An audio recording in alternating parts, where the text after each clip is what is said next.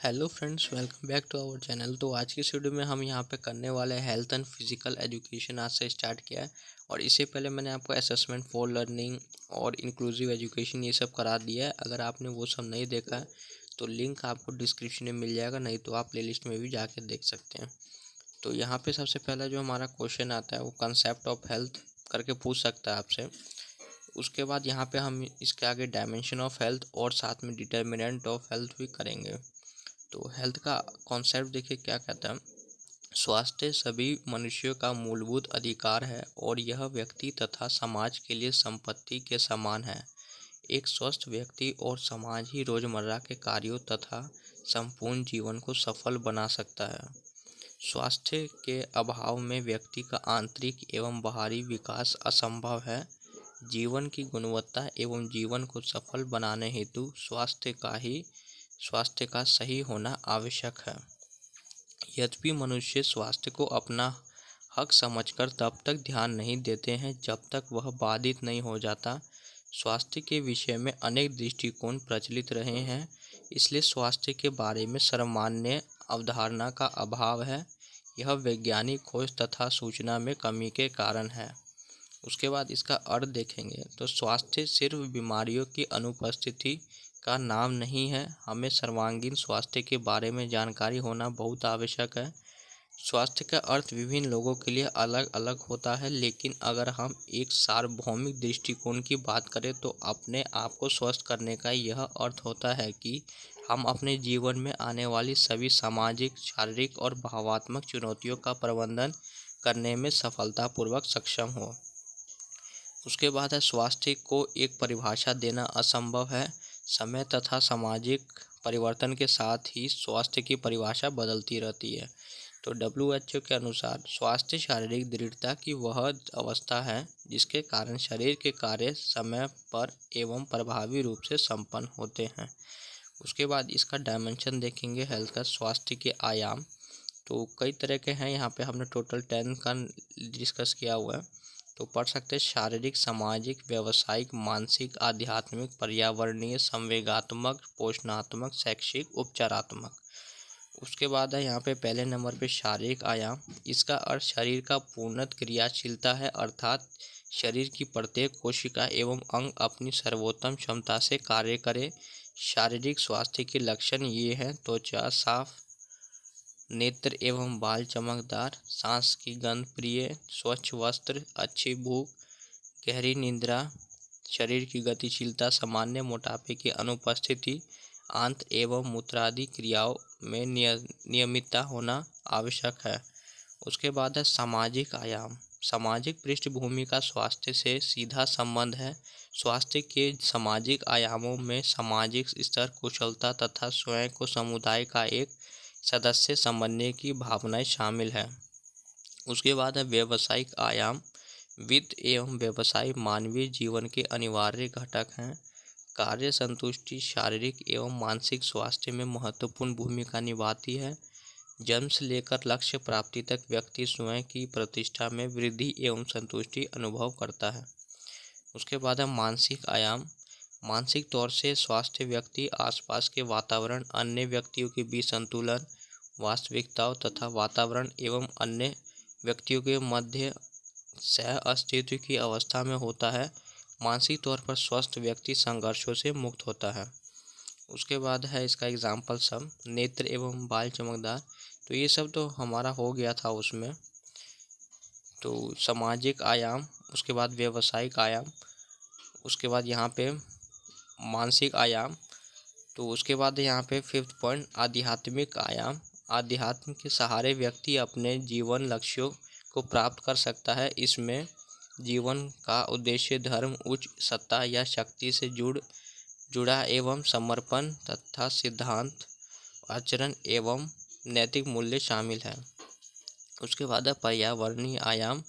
मानव के भौतिक वातावरण के उन सभी घटकों का नियंत्रण जो उसके शारीरिक विकास, स्वास्थ्य और अस्तित्व पर नकारात्मक प्रभाव डालते हैं। अधिकांश बीमारियों का कारण खराब पर्यावरण स्वच्छता ही है। उसके बाद है संवेगात्मक आयाम। संवेग संपूर्ण मानवीय तंत्र की सशक्त अनुभूति है। संवेग मानव व्यवहार को प्रेरित करते हैं।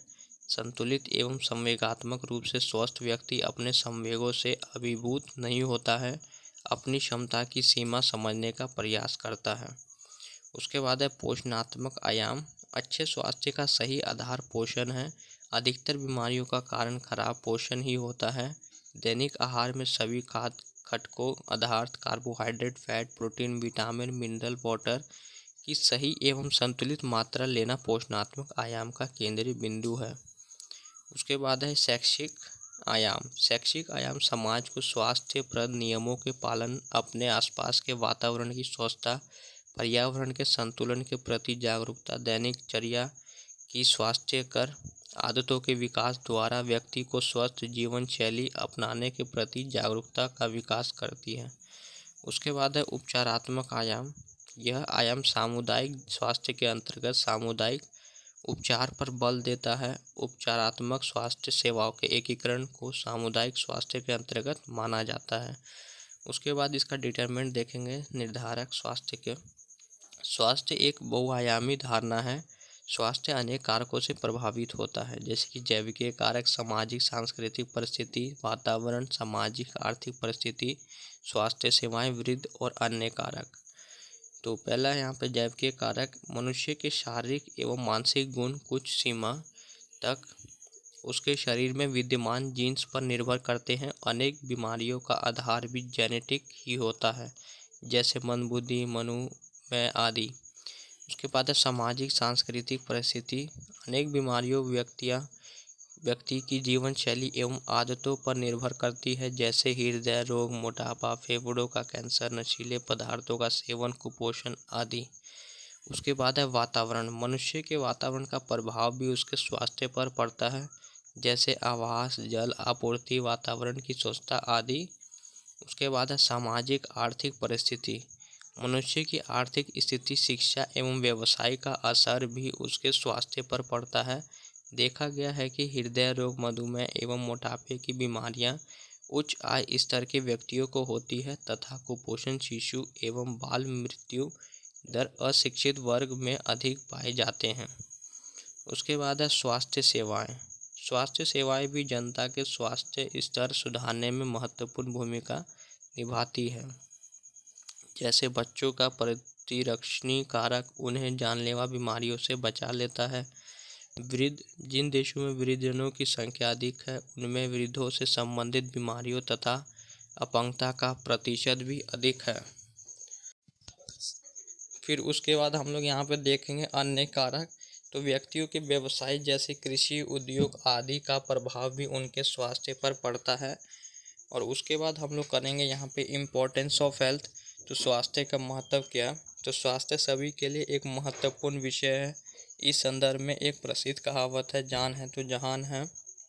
जब आप स्वस्थ होते हैं तो आप अपने कार्यों और अपने जीवन में सर्वाधिक आनंद प्राप्त करते हैं। यह एक मजबूत नींव है जिसमें आपकी प्रसन्नता छिपी है। अच्छा स्वास्थ्य प्राप्त करने के लिए कुछ प्रयास करने होते हैं और कुछ अच्छी आदतें विकसित करनी होती हैं। उसके बाद है यहाँ पे पहला पॉइंट, व्यक्ति का स्वस्थ होना अति आवश्यक है, क्योंकि व्यक्ति का स्वास्थ्य और समाज की स्वच्छता एक दूसरे पर निर्भर करते हैं। कई रोग ऐसे हैं जो एक व्यक्ति से दूसरे व्यक्ति को, जो समाज के आसपास रहता हो जाते हैं तथा सारे समाज के स्वास्थ्य स्तर को गिरा देते हैं।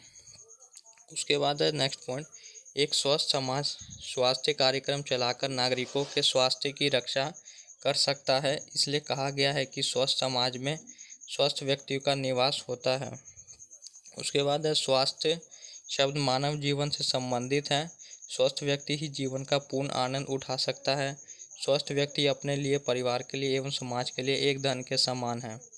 उसके बाद है स्वास्थ्य अमूल्य रत्न है, यह प्रत्येक व्यक्ति जानता है, परंतु कभी कभी अज्ञानतावश एवं गलत आदतों के कारण वह अपने स्वास्थ्य को हानि पहुंचाता है।